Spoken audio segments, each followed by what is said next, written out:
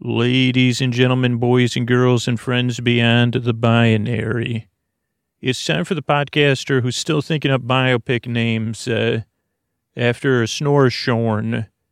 I was thinking a podcast for the people sleepless and forlorn. Ideally now, you'll be sleeping till morn. A podcaster whose jokes are full of corn and whose tropes are well worn.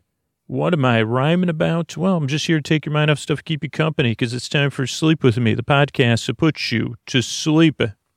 If you're a regular listener, you listen on a weekly or more basis, if you could please pay attention for the next few minutes of the show, then fall asleep. And then when your hand hits the fridge tomorrow, remember, these are the ways we keep the show going. sleepwithmepodcast.com/sponsors. Thanks. Tonight's episode of Sleep With Me is made possible by you, my patron. Thank you so much for supporting the show on Patreon. I want to thank you and all the other people that voluntarily subscribe to the podcast on a monthly basis because you know you can count on it to help you fall asleep, to be there for you.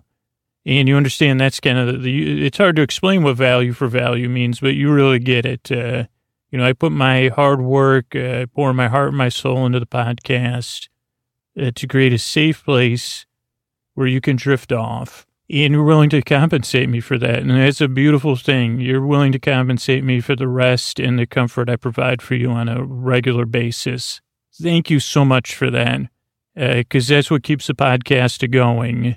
Patrons like you and like Carrie, who is a teacher, is living on a teacher's salary, is still willing to sacrifice every month. Because Carrie said, I want to let you know how much the podcast has helped me. I have a hard time falling asleep with thinking about the day at school, all the work of being a teacher, and thinking about my students in general. And I'm grateful that the podcast can exist so I get a good night's rest. After all, I can't very well help my students be their best when I'm not rested and at my best. So thank you for helping me be at my best every day. So thank you, Carrie. Thank you all the patrons out there. It's a crazy idea supporting a free podcast on a monthly basis, but it's beautifully crazy, and I'm so thankful for you. And make sure your RSS feed's set up because we got things in the works there, and everything comes through that patron RSS feed. And you can also always reach out to support.patreon.com for help. And if you're listening, you say, how do I become a patron? I'm not a patron yet, but I want to be one. It's simple. Go to sleepwithmepodcast.com/patron. And support the show on a monthly basis. Subscribe to the podcast just like you subscribe to a magazine or a music service or whatever. It's just a strange thing is it's voluntary. So thank you so much to everyone that makes the show possible. And if you want to sign up, there's ad-free episodes a week early starting at $5 a month. Sleepwithmepodcast.com/patron. Thanks. Hey, everybody, don't forget to check out my upcoming live performances, either locally in the Bay Area in Alameda, California, or at PodX coming up here. You can find everything else you need, the discounted tickets to PodX or tickets to our local show at sleepwithmepodcast.com/live show. And if you're anywhere near Nashville, May 31st to June 2nd, come to PodX and see me. Thanks. I wanted to thank yet another Paul who supported Robinhood. Went to sleep.robinhood.com, signed up for a free Robinhood account, got a free stock. Amazing sponsor. Really, really makes it easy to do these commission-free trades, learning about investing. Sleep.robinhood.com. Sign up there, get your free stock. Thanks, Paul. Oh, Mystery Bard, who helps out on this show? Chris Posty Poster Song sounds like an earful. Wrote the theme song. Edits episodes too. Carl W. the Legend also edits episodes. Kenny, Scotty, and Jennifer. Runner. Eric and the team at Astound are on the website. I am the Mystery Bard. I do the lullabies, yeah. I do commissions at jonathanmann.net. Could be for Mother's Day. It's coming up soon. Father's Day is coming up too. You see the kindness shine straight on through when the listeners form their own Facebook group. Keith, Stacy, Sarah, Julie, and Jennifer. These are your moderators. Get support, dear Scooter, on Patreon. Buy the merch and support the sponsors.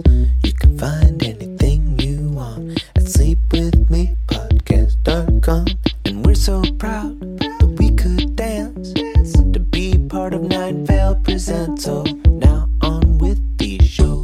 Thanks, Mr. Bard. I'm at Dear Scooter at Twitter and Instagram. If you ever want to skip the jingles or the thank yous at the end of the show, just the intro, the theme song, and the episode, you can become a $5 and up patron at sleepwithmepodcast.com/patron. You also get a ton of other great episodes, like Sleep With Me related content there. Thanks so much, and what do you say we get on with the show?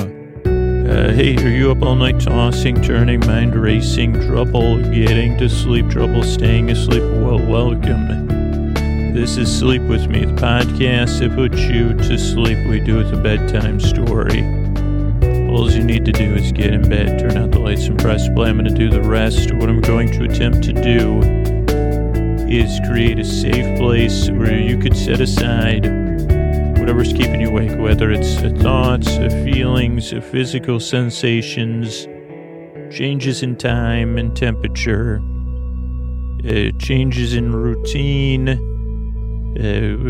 whatever it is. So stuff you could be on your mind, it could be feeling physically, it could be coming up emotionally, whatever is keeping you awake. It could be any of those things, it could be other stuff. I'm here to take your mind off stuff and keep you company. What I'm going to do is I'm going to send my voice across the deep dark night. I'm going to use lulling, soothing, creaky dulcet tones, pointless meanders, superfluous tangents. I'm going to go off topic, barely. I'll go off topic. Maybe I won't. I'll definitely go off topic. I don't know if I'll ever get back. I'll meander. I get mixed up. I forget stuff. Go on tangents. I'm going to send. Did I say I'm going to send my voice across the deep dark night? I'm going to use lulling, soothing, creaky dulcet tones. Nice, smoothed out, safe place. And the show is really here. If you're new, welcome. I'm glad you're here. That's one message. Two, a couple pieces of information. Structurally, if you're new, what to expect. Show starts off with business. That's literally how we've made the show for almost 800 episodes. So it's here to... So show starts off with business. That keeps the show free. Then there's an intro. The intros are around 12 to 14 minutes or so.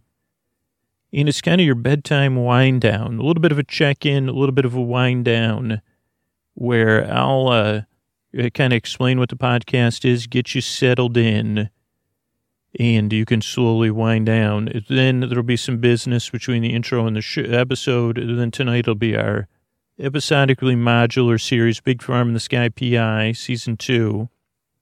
And then the show closes out with some thank yous and good nights. So that's the structure of the show. And what else? The intros. It gives you a little more info on the intro structure, because some people get confused. They feel like new listeners, which is natural. If you're skeptical or you're confused, you're probably in the right place, because I would be skeptical too. And this podcast is very confusing. Naturally, by me just being myself, it travels a circuitous route. But so structurally, the intro. So the intro, some listeners fall asleep during the intro. The majority of listeners kind of use it as part of their getting ready for bed routine. That's just kind of how the show's made. So you say, okay, I'm getting ready for bed. We got scoots on. Maybe do some light hair brushing, some petting of pets. Maybe kiss, no petting, because maybe kiss on the cheek. Maybe you kiss your own shoulders. That's what I like to say.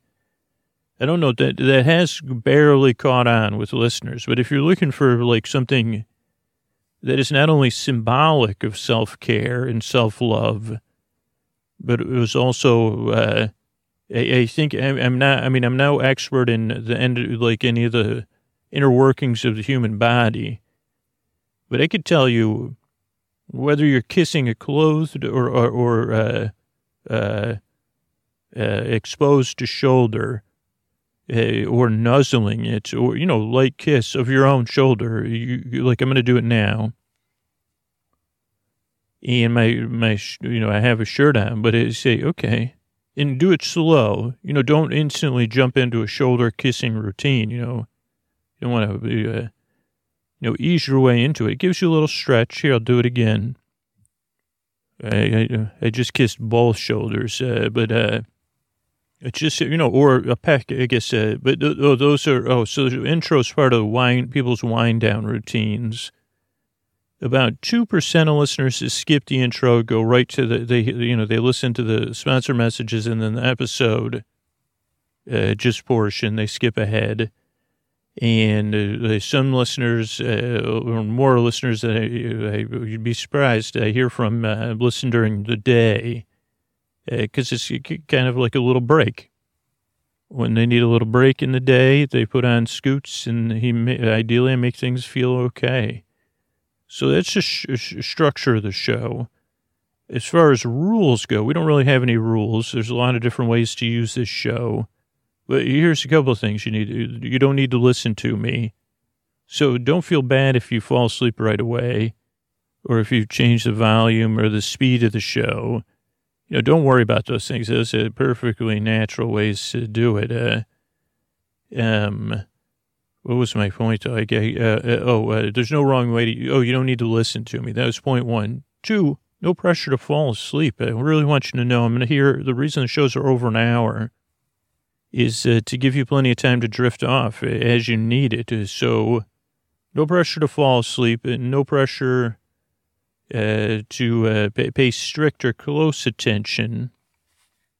Because, I'm going to be here for a while. So, but you ease into sleep. That's why the shows are made in an hour. The show episodes are complete. Because they make the show just as much for the people that fall asleep in the first few minutes as they do for the people who can't sleep at all. Like, I'm here to keep you, if you say, Scoots, I got whatever, I got a birthday tomorrow, and I said, don't worry, I'm going to be here all the way to the end to keep you company. That's really my job.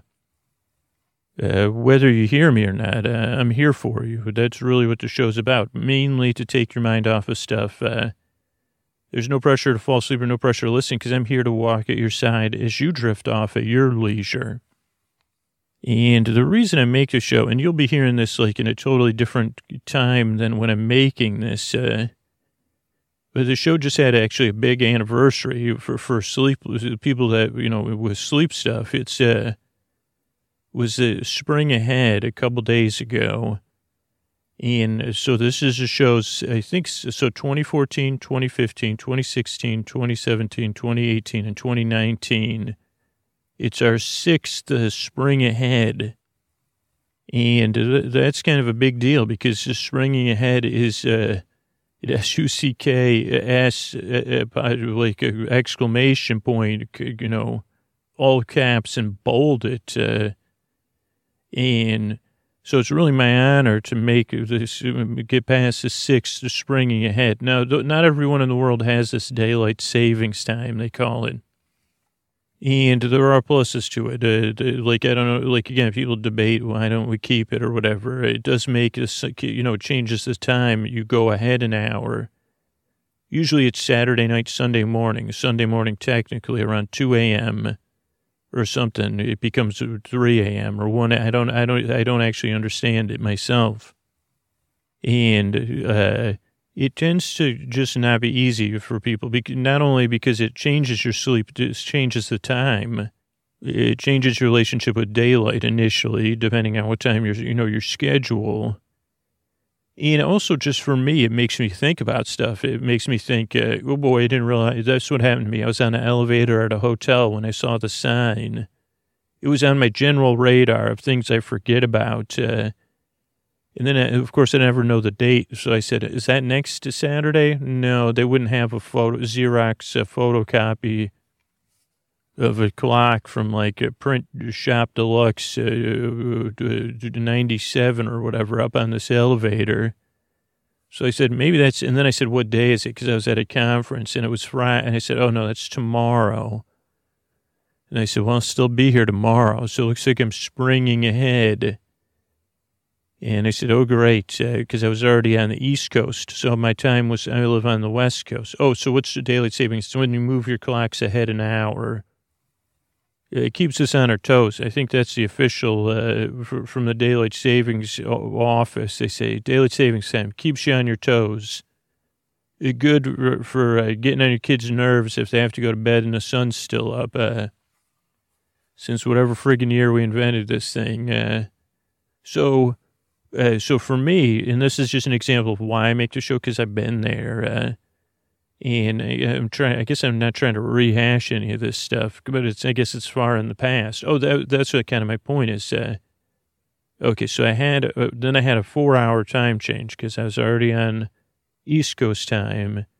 Then it springs ahead and again. Yeah, but I was kind of used to it. But then also I was leaving on a Monday morning very early on a flight. So I had to be up around 5:30 a.m. And I know a lot of you can relate to this. And so then a lot of different internal mechanisms started. Gears started. Winding would be an inaccurate term. Grinding, moaning, those type of things. Because they said, okay, how many alarms do I need to set? How much sleep am I going to get? Those kind of things. We call them brain bots. I won't dig too deep. Except to tell you that I wish the part of me that went through all that, that's here with you now, the time traveler, could have said to me at the moment that night, like around 7, when I was like a pinball bouncing off, I said, hey, Scoots, listen, don't worry. Like, yeah, you're trying to go to bed between 10:30 and 11:30. I realize with the springing ahead and everything, that's confusing. Even if you fall asleep at like 12:30, that'll be about 5 hours. You'll hopefully get a decent. You can also sleep. You got a 6-hour flight, so you'll be able to sleep on the plane a little bit. And I don't think you'll be you'll sleep on the plane a little bit. You'll get home, and then you could just go to bed early at your normal bedtime. And I think it'll work out. I mean, I realize it's very intense, and I realize you have valid concerns about your alarms and getting up and getting to it's not easy. But I just want to be here, and I can't do that for myself. That's why I do it for you, to say, hey, I just want to take your mind off of stuff. It's going to be one, your concerns are valid, and it's not easy when you're thinking about all this stuff. But here, I'm going to be here to kind of take your mind off stuff, tell you a story. And, I guess like even I'm resistant to someone saying, don't worry, it's going to be fine. Sometimes even if it was me telling myself, there's one way to do it. There's another way to do it, to be like, what if, a breath of relief, a breath of fresh air to say, hey, I think it's going to be okay. Or I don't know what the right wording is, because even that I say, why don't you mind your own business? You say, well, actually, I'm a part of yourself from the future. Just telling you slept 2 hours on the plane. It was great. And you're still able to get 4 hours of work done on the plane and sleep 2 hours. Then you had an hour BART ride where you got another hour of work done. And then you got home, you got everything done. Then you went to bed at 9:30. So, but I just, I think it's okay. It's okay to be concerned. Yeah. So I don't know if that's quite the essence of the show. I don't know if that's quite the essence of the show, but I just want you to know, that I go through that kind of stuff. And I don't know. I don't know if that's what you're here looking for, especially if you're new. He's a caring shifter, a caring shoulder kisser. I kiss my own shoulders, but I also encourage you to kiss your shoulders. That does sound like a punchline on a, what do you call those things? Sitcom, though. Kiss your own shoulders, Bert. It's actually, as part of my self-care routine, I will. Thank you. Maybe like when they leave the restaurant, they say, don't forget to kiss your own shoulders. That could be a sign. Above a restaurant, that would be an interesting place to eat. Karen's Karen. That was what we'd call it. Karen's Karen. Because there's also like I don't even know what that is, but anyway, main message I wanted to let you know is, reason I make the show is because I want to help. Now, this podcast doesn't work for everybody, but the majority of listeners, which is a lot that I hear from, listened to said that it took 2 or 3 times until I realized this podcast is a bit different. It takes a couple times to get, where you say, oh, wait a second, I get it because I don't understand it. So if you're new, give it a few tries. If you dislike the podcast, go to sleepwithmepodcast.com/no thank you. That's like an option for people that it doesn't work for. It has other sleep podcasts, other things I use. But the main thing I want you to know is I'm here to help. I work very hard. I yearn and I strive, and I'd really like to help you fall asleep. I appreciate you coming by. If you're a regular listener, you're still with me as you're drifting off. These are a few of the ways we keep the show going. Hey, this is Scoots. Before we get to the story here, I just ask you to think about, if you're listening still, how many times you listen to Sleep With Me, or how many episodes you listen to Sleep With Me, either on a weekly or monthly basis. And if your answer is you listen to more than 5 episodes a month or a week, it really asks that you consider supporting the show on Patreon or supporting one of the sponsors. If you consider those listens more than 5 episodes a week or a month even, if those bring you value and you're listening and relying on the show on a regular basis, I'd just like to ask you to consider voluntarily supporting the show, I guess in a financial way. So paying for the podcast so it can be around for you to continue enjoying it, by either supporting a sponsor by going to our website, sleepwithmepodcast.com, click on the sponsors tab, or by becoming a patron.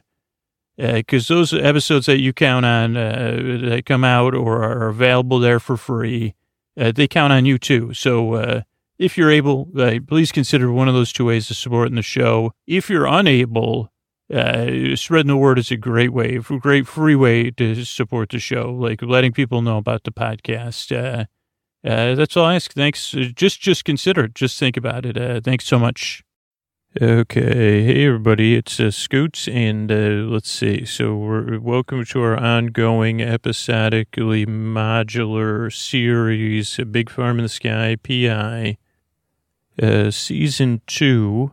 And you can listen to these episodes pretty much in any order. I think the first 2 episodes are... they're connected, but you could still listen to those in any order. So if it's your first time listening, you're in for a treat, because not only will it be an enjoyable episode to put you to sleep or to keep you company, but I'll explain everything you need to know right now. So you say, Scoots, I don't know. It says Big Farm in the Sky PI episode 8 or 9 or whatever number you can't remember right now. And I say, yeah, no problem. I'm going to fill you in. Big Farm in the Sky PI involves 3 main characters: G, G-E-E, D-K, D, capital D, period, K, period, or just D-K, and Simon, S-I-M-O-N. Those are the 3 main characters. What do you need to know? G and D-K, best friends, a sister-like relationship. They live, they currently, I guess, temporarily live with DK's Aunt Penny in the largest retirement community in the U.S., the Towns. That's Townes, Towns, in Florida. And what they're doing is doing like kind of like a working sabbatical from school. They're in their tweens, I think, or they're somewhere between 11 and 14, maybe, according to my back of my envelope calculations. When I ask, I say, what age? They just sigh and roll their eyes. So I don't know exactly, even though I'm the creator. I say, excuse me, just so we get on the same page as I'm writing out your care. Okay, can you, so, maybe they are tweens. Does that make them tweens? But they're doing a working sabbatical. They're such good students. They approached their school and they said, what if we start, instead of work a semester to a school, we start our own business. I think they call that like a broader education, real life education. I don't know what the term for it is. And they worked with their school to develop a curriculum where they would run a business in the towns in Florida and learn. And what was their business, you say? Well, kind of like a helping business, a little bit like a PI, private eyes, also like a clean out business, a little bit of Marie Kondo in there, where they would help people find stuff, maybe organize stuff, or solve mysteries. That's the key part. Just like, they are inspired by the great kid detectives of the world. I think a new Nancy Drew movie might be coming out too, because my phone hears me say stuff and then it sends me ads about it. That's not a mystery. So they're in the towns solving mysteries. Now, Simon is G's uncle. And Simon is also a PI. Simon is the big farm in the sky PI. And what Simon did was, once upon a time, Simon lived on the earth, just like we did. Human being, earthly resident. And then, sometimes they say, I cashed, you got your check cashed or whatever. And Simon found that his check was cashed, and it said, go from earthly existence here on planet Earth to your next stage of existence in the big farm in the sky. So this isn't, now the big farm in the sky, here's what I do know. It's not like a middle world, but it's not an all or nothing world either. Like that's what you say, well, you could end up, so like the good place, there's a good place, a bad place, and Eleanor makes a pitch for the medium place. And Mindy McClure or whatever, she lives in another place, so it's none of those places, though the big farm in the sky is just like a next plane of existence for Simon. Maybe not for everybody. Again, I'm just following Simon's story. And if you want to hear more, season 1 of Big Farm in the Sky is available in the podcast feed too, about 2 years ago maybe. So check that out. But so Simon, when season 1 was solving mysteries in the big farm in the sky, because Simon got to his next phase of existence, said, I'd like to be a PI. So that's one thing. So now what they're doing is solving mysteries mostly in the towns. So Simon helps G and DK by what mechanism, you may say, which is a great question. Great question. And what Simon does is now, okay, so if you go to the big farm in the sky, let's say 2 billion people have transitioned from Earth to the big farm in the sky. There's probably like a 4 in 2 billion chance you could be a Casper-like being that could go from the big farm in the sky and visit the earthly realm. I don't know if that's what they call it, but that sounds like something they might call it, right? And maybe out of those 4, and this is just, guessing math, but like some of those could just observe or maybe make sound effects, but Simon can do full phasing. So Simon can talk to G and DK, observe things, pretty much a full activity. I mean, there probably are downsides, but that wouldn't be super important part of the story. We're just focusing on the stuff that's somewhat interesting. But basically, Simon helps G and DK solve things. Simon also will occasionally go back to the big farm in the sky. And Simon is also working on a business and something called the Phantom Minnow. That was what we thought the season was going to be about. But it turns out, G and DK had other plans. So that's about it. 2 kid detectives and a being from the big farm in the sky, PIs, all of them, solving mysteries. And the only mystery is a great person who needs no mystery or introduction, but it can give me mysterious looks. The master of mysterious looks, the person who introduces the series, Mr. Antonio Banderas. Thank you. As the ladies and gentlemen, the boys and girls, the friends beyond the binary. It's time for Big Farm in the Sky, PI. Let's crack this case. Wow, that was haunting. Oh, I can't use that word. That was delicious, Antonio. And thank you so much for coming. You're really popular with the listeners. I don't know if you knew that. I mean, I'm sure you're popular pretty much everywhere. Yeah, thank you, my friend. And everyone really appreciates the fact that you drive from L.A. here and back. But the 2 of us are driving together 2 trips, hopefully. Like, you'll come back. Like, I'm going to drive with you right after we record this down there. And, talk to you the whole time, or maybe work on my podcast. So I can't wait to spend 6+ hours in the car with you. It's like a dream, like you make my dreams come true. You are the oats to my hall, my friend. I will go sit quietly in your bed and wait our return to the city of angels. Okay, thanks. See, this is kind of like a pun because we're doing Big Farm in the Sky PI. I mean, yes, I did not realize my pun. Also, pun rhymes with buns, which you, anyway, Big Farm in the Sky PI. Thanks, everybody. Hey, Diane, it's me, Simon, just checking in. We've got Diane, we have a case of lost and not yet found. Like a ticking mystery, Diane. With the ticking clock. That's what GNTK said. Make sure these are the important things we know so far. And so we have a missing item we're trying to track down, Diane. And the missing item is a Radiotopia challenge coin from one of their. It's not a fun drive, but it can't where they're raising money for all the shows on Radiotopia. Now, originally they had a 99 PI challenge coin, Diane, which I happened to have in my possession when I was in the earthly realm.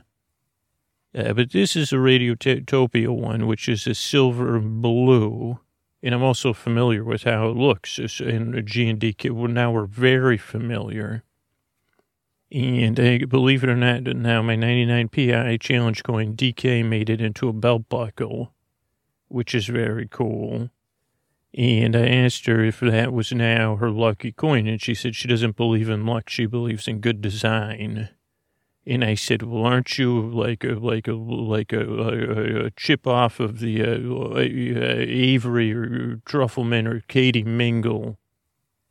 And then she said, well, yeah, no, she said to some famous designer. And I said, oh, okay, I'm not familiar with those things. Anyway, so we're missing a Radiotopia challenge coin, Diane. And so it's not a lucky coin, but it means a lot to this person because they were supporting it with someone important. We're trying to keep our clients a little bit more under wraps, at least this one. But they had purchased it. It has emotional resonance for them beyond reminding them of, supporting stuff. And what happened was the coin went missing. And they kind of realized they couldn't find it, and they thought it would turn. At first they said, because they usually almost always had it on them. But then they thought, as some of us do that are a little bit calmer, not me, Diane, but they said, okay, maybe I put it down somewhere in the house. I came in, I was on the phone, and I put it down somewhere. Now they do keep a good schedule, so this gives us some things. And but this is where it came in. So they hired us. They said, I think I've just misplaced it in my house, and now I can't find it. Or they're, I don't know what they call it, like a condo or a townhouse. So where they're home, you walk in the front door. I'll give you the layout. A couple important pieces. There's no garage, so that helps. No attic, no basement. But you walk in the front door of where they live. It's a part of like a building with 4 units, all 1 story. And when you walk in the front door, there's a little bit of a hallway. To the left of the hallway is a bathroom straight ahead. To your right is a closet, and to your left is a guest bedroom or office. In this case, it was an office with a bed, with a twin bed. Then if you walk a little bit further down the hallway, to the left is like another closet, which you could use as a pantry closet, and to your right is the kitchen. And the kitchen is, small for 2 people or 1 person. And there's if you're standing in the kitchen and you just walked in, to your left is the sink and the dishwasher. and the kitchen's open from there to the living room.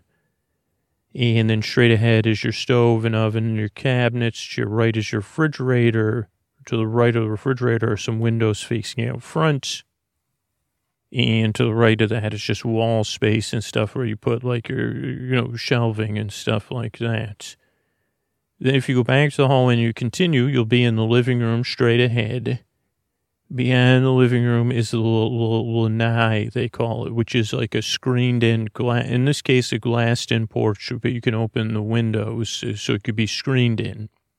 If you're standing in the living room, to your left is the bedroom, and if you're standing in the bedroom, to the left is the master bathroom, or whatever, the bedroom bathroom. If you go out on the lanai stretches across to the back of the whole. So you could go out on the lanai from the living room and then back into the bedroom. So there's 2 sets of sliding doors. There's also a big closet on the lanai with a washer and dryer in there. And then there's a door that leads to a small patio. And then there's some nature area beyond, like with some grass before the nature area. And the reason it's important is we just did over a bit of a span here. So our client, the coin was missing for a while, didn't turn back up. A client contacted us. At first, it was more of a misplace than a mystery or missing. I mean, it was a missing to misplaced. And then now G&DK have become very, very experienced in this. And they really have developed a methodical system, and not only methodical, but with add-ons. So something like you could watch, and they even encourage people, they say, well, we don't offer a Marie Kondo system, but, you could watch those videos, or you could watch some other decluttering, and while we're methodically looking on a grid by grid, we use grids. And a lot of different, they have a system with bins, multicolored, like kind of like rubber plastic bins, and sub bins or boxes. And they tell the client, okay, like when we're done with one grid, you could declutter or do whatever, because we're going to search the grid very, very closely. The other thing is that they actually have help. So Aunt Penny, in these grid by grid systems, once G&DK have kind of taught you, it's a pretty straightforward, because you're only working in one grid, and you're taking everything in the grid, you're putting it into a bin. But then you're checking the remainder of the grid, and you're saying, okay, I was paying attention as I placed everything in the grid into this bin. Then a second backup person will take everything from one bin into another bin, so a double check. And then the client chooses, like, okay, do you want us to put everything back? We took a picture. Or do you want to go through stuff and do it themselves? And they even, they're affordable bins. So they say, we could keep it binned for you if you like. And, they have different rules, for like a pantry, which is like more, would be broken into subgrids, or a refrigerator, or a closet, or a section of a room. So really easy, first it was a little bit more complicated as they were designing their system. And they would use masking tape or painter's tape to kind of like actually make a physical grid. But as they started bringing on kind of freelance help to help with things, they would train, and they say, okay, we could use strings in it, very methodical. I think I said that, Diane, and very, a lot of discoveries for the clients. So very popular. And they do like also make a client sign a contract, because they say, well, okay, here's the thing. You could go through the bin after we've binned it, but, you can't be a part of the binning process, because that slows it down. And actually, they don't like doing the replacing. So, once you say, well, keep it binned, or I'll go through the bins and put it back, then they say, okay, well, we could do a system where we put it back in 2 weeks, like it is in the picture. So anyway, they're mostly on the front end because they're trying to find this challenge coin.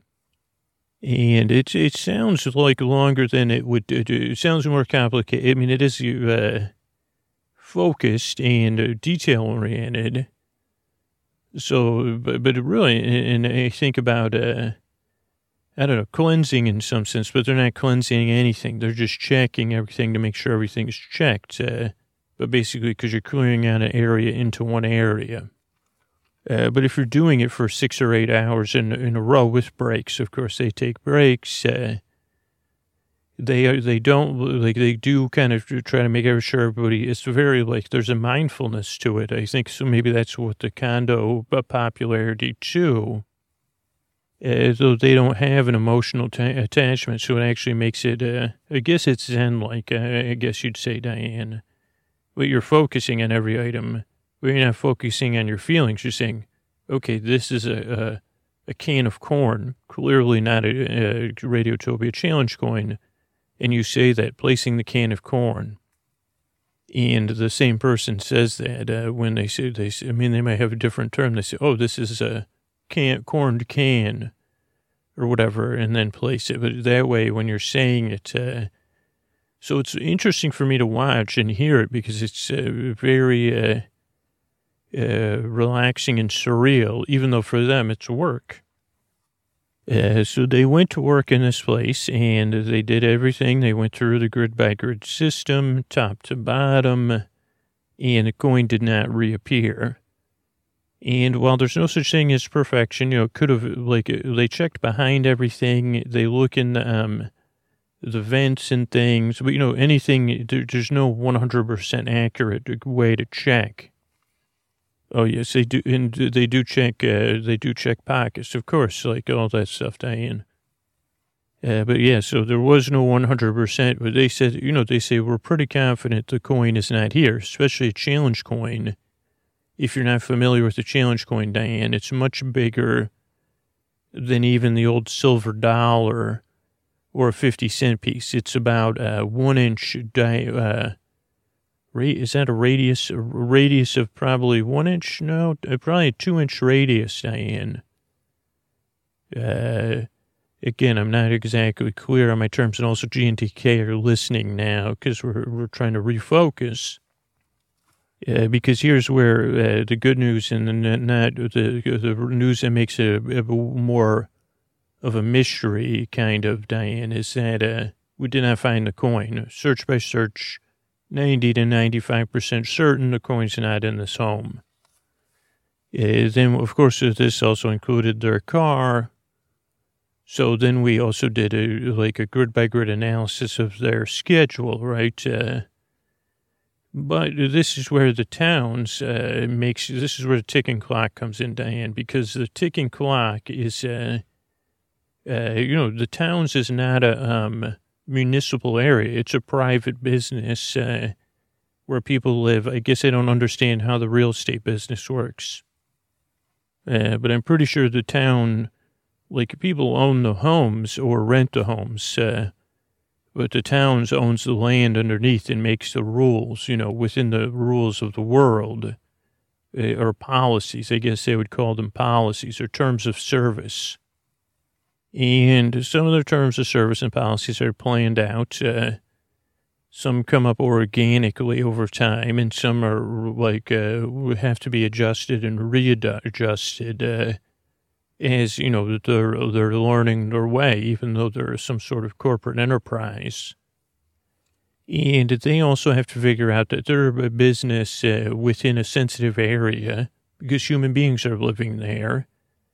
And human beings in a certain stage of life, and then there's a legacy of just being human throughout the history of humanity. And one part of life is lost things. That's what our case is, and lost and found. And that's where we get into the terms of service or the policy. And this is where we're kind of rehashing things, GDK and I. Because they've planned stuff out and readjusted and things. They have, the towns has a very clear lost and found policy, Diane, which I would have never expected. And it's not only is it clear, it's very strict. There's very strict rules, and the rules are enforced. And that's for any, not just the town itself, but anything operating in the town. So you have restaurants and businesses that lease and run businesses within the town. They have to follow the lost and found policy. Clubs and associations have to follow the policy. All town-based, town-owned businesses have to follow the policies.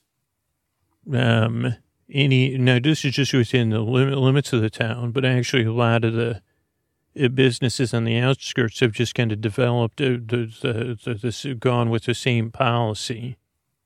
So basically, if you're running an organization within the town, even now, this has become so ubiquitous that even if you have a house party and you find something and you don't know who the guest is, most people will turn it in to their local community lost and found. And the lost and found clock will start ticking, Diane. And it's interesting because it might be hard to initially understand, but the lost and found. So let's say you were like our friend here. You lost your Radiotopia Challenge coin and you were hitting golf balls at the driving range. It fell out of your pocket. Have we, Diane, GDK, did we check any driving ranges? Okay, we do. They don't play golf. Okay. Well, hitting a ball in a driving range is different than playing golf. So, okay, according to their schedule, they didn't go to a driving range. Okay, so this is a good example then. So your challenge coin falls. Okay, well, you're right. Let's say it's a Radiotopia scarf, so we don't get mixed up. That's what G and DK are saying. Okay, or a hat. Okay, let's just say a scarf because and it blew away while you were at the driving range. And then you drove home, you got home, you forgot you lost your scarf. Someone at the driving range finds it. They say, well, this is a lovely, look at this. It has all the artwork from the criminal podcast on here. Lovely. Let's turn it in to Lost and Found at the driving range. Okay, here's where the clock starts ticking. That day, it goes into one of two boxes, Diane. Current month and last month, and you have a ticking clock of 30 days plus the 15th of the month. So if you lost it on October 2nd, it would stay in Lost and Found from October 2nd to November 2nd, and then from November 2nd to November 15th. Is that clear? But if you lost it on the 14th, it would only stay to November 14th and then to November 15th. So anywhere from 30 to 45 days. And then and the 15th of the month is a donation day, and it's a well-known day. All of these boxes and all of these items must be donated on this day, and that's the rule. Like, plain and simple, very easy to understand. There's a list of businesses or nonprofits that you could donate to. It's a pretty extensive list. Of course, people kind of debate it when it's time every 2 years to add new businesses to the list. But we're not going to get into that. So, for example, with a Radiotopia scarf, now also this is the free stuff for these businesses, donations. So they do have to go through things and say, well, I don't know if we could sell that. It might be better off to be recycled or something. But now each business gets to choose where they send stuff. So you might send it to, like any of these places that run thrift shops. That's the number one receiver of lost and found items. And again, it's considered property. So if people are taking stuff that's out of lost and found that's not theirs, they could be in trouble. And so let's use the Radiotopia scarf. Then the Radiotopia scarf, goes to the Happy Fun Time thrift shop for literacy action. Joy through happiness through books and, tutoring people, increasing literacy. and that they sell stuff to support that foundation or whatever. They would get the Radiotopia scarf. They would say, okay, we're going to sell this for like whatever, $500 because it's so great. And then they would put it out there. And then, of course, they would put it on sale. And they say, okay, we'll take $400 or whatever. You know what I mean, Diane? So that's kind of the chain of custody of the most of the items. Now, good question, Diane. What about currency? Because people lose currency all the time. Or what about due diligence? Two good questions. So due diligence, if you lost something with your ID on it, they are supposed to try to track you down and they do their due diligence, and they leave that in the report. They say, well, I tried Bob Smith, tried to find Bob Smith, didn't do it, shredded Bob Smith's, whatever, 4 diamond card, or called the company on the card. But when it comes to currency, the currency is just donated. And again, it goes through this donation, there's a list of possible donations. And literally, we've been running through these rules because it goes even deeper than that. Right as I'm talking this out, G just raised her finger because she says, okay, there's another interesting aspect to this. There's paper money, and then there's coin money. And, and all the money must be donated to a nonprofit on the list. But DK just said, is her and G are kind of pointing at this contract. It can be donated. So this is interesting. It's a new thing. Okay, that's interesting. So 4 years ago, there's an addendum here, or whatever, what do they call it? You could donate it by, if there's a fountain where the money in the fountain is donated to charity, that's listed on the list, you could throw the money in the fountain. And this was because of, this was when they had the bouncy houses, which there was a lot of change at the bouncy houses, which the bouncy houses don't exist anymore. But this is when this was added. They were only open for 6 months, Diane. I mean, common sense, but a lot of sense was lost at the bouncy houses. And they would actually, the bouncy house thing, they would go to the big fountain at the center of one of the villages in the towns and throw all the money in there. And, there's cameras and stuff, so no one takes the money. And that money all went to a great organization. So that's very, very interesting. And in the end, all that money gets donated. Okay, so Diane, I'm going to check back with you because we're going to retrace the steps of all the businesses we think. Now, unfortunately, here's where I don't think I said this. The clock has already expired. So we have all of the businesses our person visited. But now we need to find, one, if anyone remembers the challenge coin or it was accidentally saved. So we have 4 restaurants, a dentist's office. They didn't drive. Okay, so the car service they used, and the bowling alley. So we're going to go to all these places. We're going to see, one, do you remember the challenge coin? We're going to be gumshoeing, Diane. So I'll be back with the update really soon.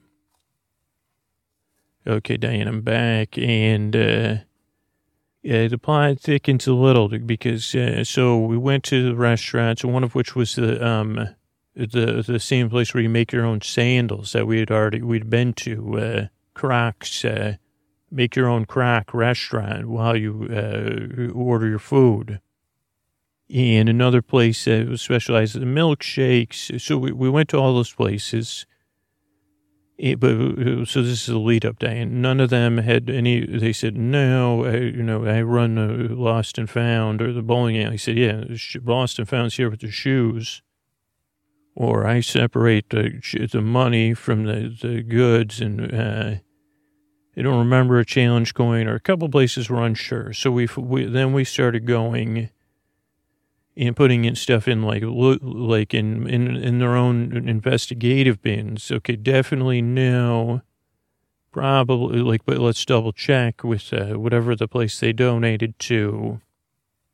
Or definitely possible, or, unlikely, those kind of bins, Diane. Now, we also initially were like, what is a challenge coin? Would people view it as a piece of currency, or would they know it is a token or a collectible item? And there was only one place we were having trouble getting a hold of, and it was the one with the most work. So we went and we checked. None of the thrift stores had any things. We went to a couple of the banks that process the spare change for some places, and none of them had, they said, no, we don't have any challenge coins. This is what we actually do. We would actually bring it back to the thrift shop if it was a challenge coin, if it was another currency, if it's a collectible. And they actually led us to another interesting thing, Diane, because the bank said, oh, no, we're here for we're part of the solution.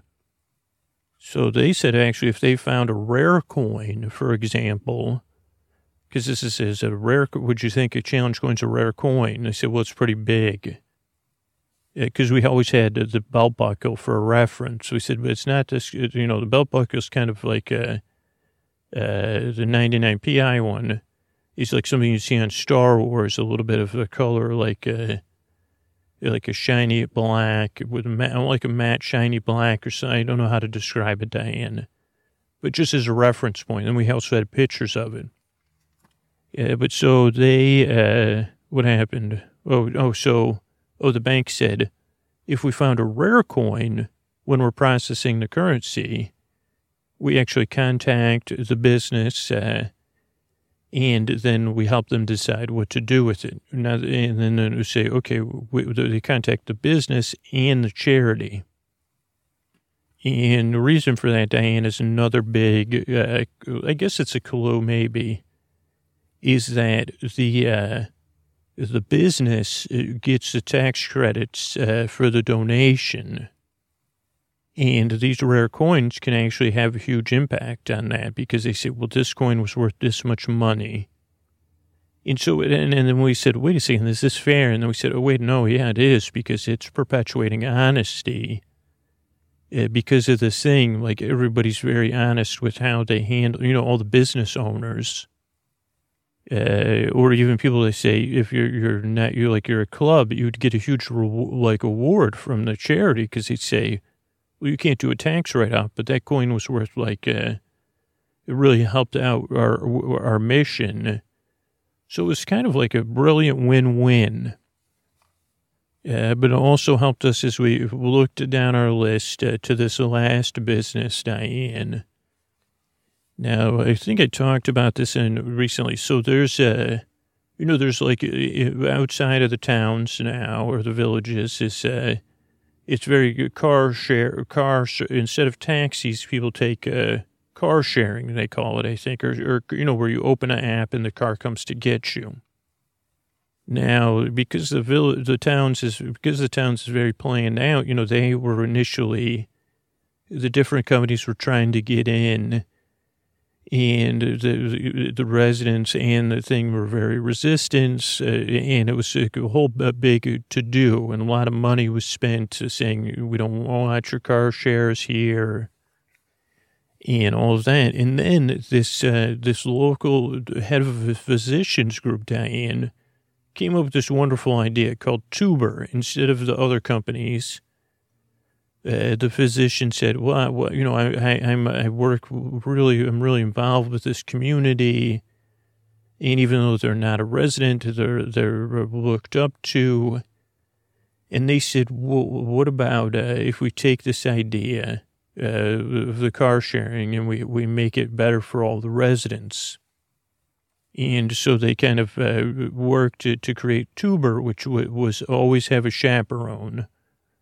And that was actually good for lost and found for the most part. Tuber has one of the lowest lost and founds because the chaperone's job is to check the back seat of the car when the guests get out. But then it was also like, the physician was like, maybe it's better, to encourage less driving for the environment, for everybody.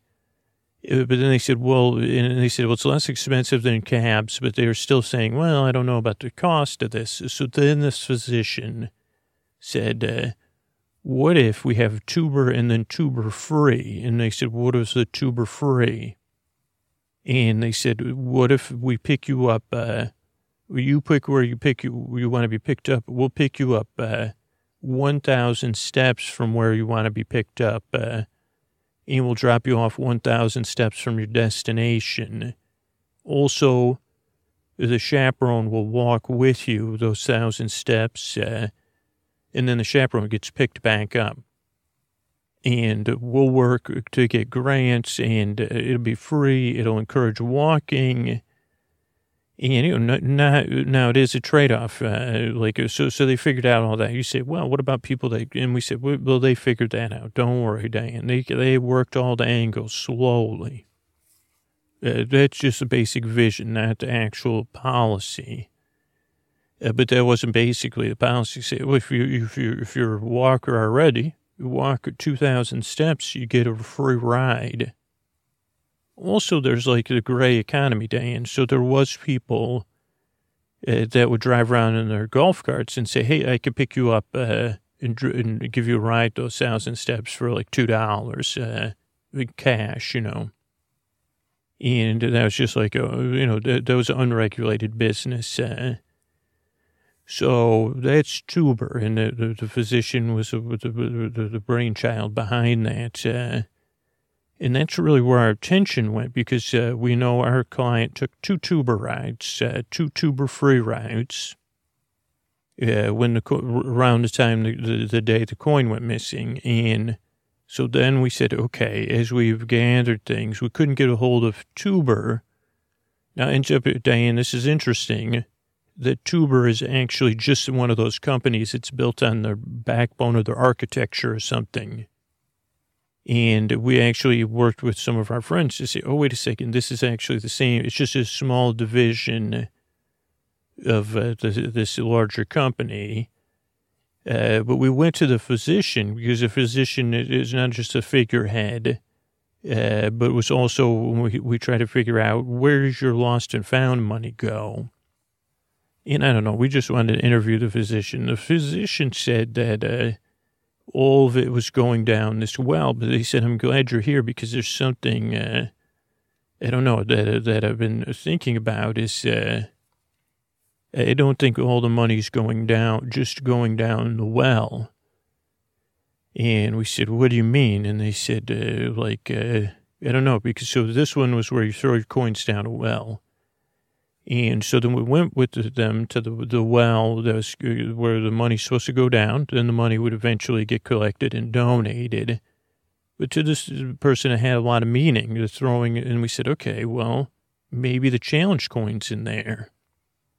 And, G and DK are kids, so we couldn't have them just climb in there like they were in the Goonies or something. So it became time for Phantom Minnow mode. Now, the physician didn't see any of this, but I traveled down, and it was a bit, it's a decorative thing, but also actually probably same, maybe inspired by the Goonies. And I think this person was a big Goonies fan.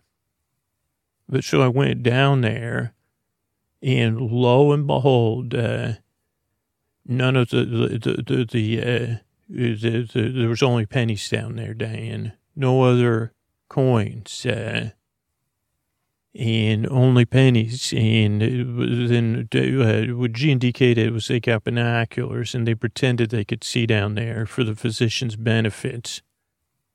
And then I got back and told them, I said, there's no pennies, there's only pennies down there, no other change. It was like, it was the 12th of the month, so it should have been full of things, because they were also going to collect the current, and on the 14th, they were going to collect all the stuff down there. And then we got into a forensic analysis situation. So we had to follow paper trails with the person, the figurehead, saying, this is odd. Why are there only pennies in there? And then I actually went back to the big farm, Diane, and I had to get my teams. And they said, we have to, now that's where you crowdsource things. And I had such a powerful force of post-earthly help at the Fundamental Enterprises, or whatever I'm calling it. And we quickly found out that what Tuber's parent company had done was they had seen the tax things and even the carbon costs and the cost of moving anything but pennies and the raw materials, and looked at like how they could maximize their deductions. And so they had this whole like system that was unrelated to the technical calendar, because it was like some sort of automated coin market or something. And it didn't ended up being quite the news, for the town's courier. Oh, sorry, Diane. I said Town Herald Courier. Thank you. Thank you, G. And it was also done in conjunction with the podcast. So the good news was, in exchange for the podcast, they went and looked, and they did a whole episode looking for the coin, and they gave us a new coin temporarily, and then they actually found the coin. And also G and DK now probably end up being podcasters because they got to learn a lot. Yeah, because everybody from Criminal came down and kind of taught them the ropes. So it was a really wonderful experience. I mean, I was only observing it. But the case ended up being solved. They were holding that and checking automatically their computer algorithms or whatever, saying, when is the height of the Radiotopia Challenge coin value on the secondary market? If we donate it at that time, we donate the money then we get a maximum write-off. But the twist was, Diane, that I'll close with, is that they actually were hoping, here's the surprise, it didn't sink Tuber or Tuber Free. Those were successes, but they were unintentional successes. They had agreed to Tuber Free because they thought Tuber Free would fail, and then they could just come in and run non-Tuber Free. So I guess like in the end, more than one case was solved. It was wonderful.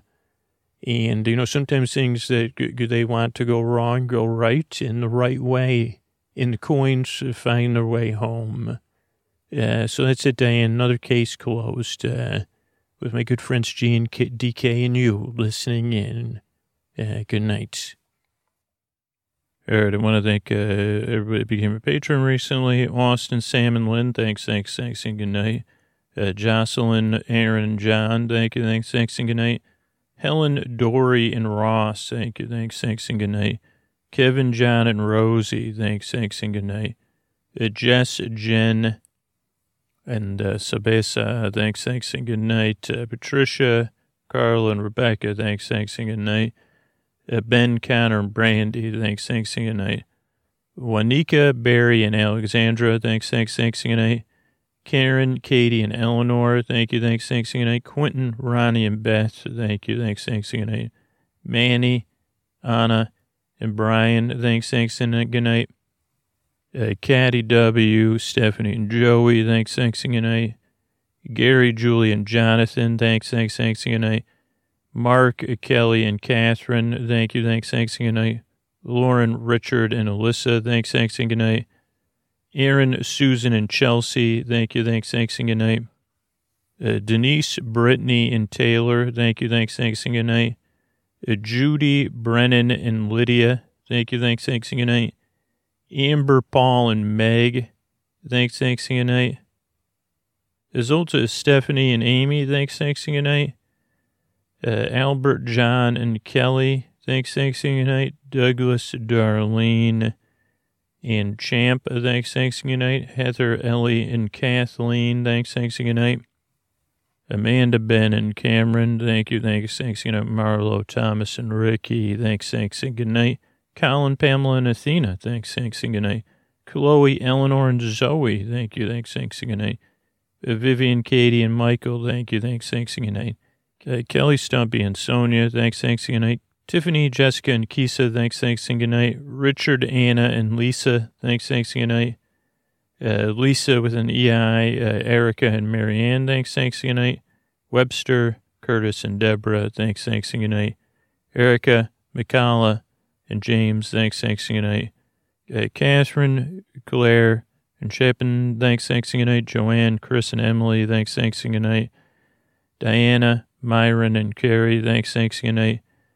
GK, Kara, and Penny, thanks and good night. Susan, Megan, and Robert, thanks and good night. Nathaniel, Ellen, and Deborah, thanks and good night.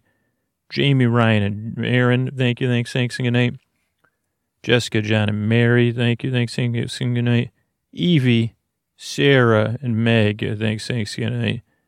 Adam, Heather, and Jennifer, thanks and good night. Haley, Virginia, and Rochelle, thanks and good night. Jeff, Jen, and Ashley, thanks and good night. And Teresa, Beauregard, and Kieran, thank you, thanks and good night. Thanks everybody who supports the show on Patreon. Sleep With Me literally exists because of a direct listener support. That's the only way it exists. So people that support the show directly on Patreon directly support the sponsors and spread the word about the sponsors. People that buy the merch and stuff like that. So thank you so much for those of you that take direct action to keep the show there free for everybody. Sleep With Me grows by listeners just spreading the word. So thank you, everybody that just shares your natural experience with the podcast. We're a proud member of Night Vale Presents. One of the great Night Vale Presents shows, you've heard me talk about it before, is conversations with people, and I'm changing the title, who strongly dislike me. With the wonderful, the insightful, but most importantly, compassionate, empathetic, and curious Dylan Marin. Also a very funny person, so charming too. But check it out wherever you consume your podcasts. Conversations with people who HAT me. You can check out that show and all the amazing other amazing shows at nightvalepresents.com. Sleep is also a member of PRX. You can see everything they're doing at prx.org. And that's it. Plenty of other episodes ready to go for you if you need them. I'm here. Thanks.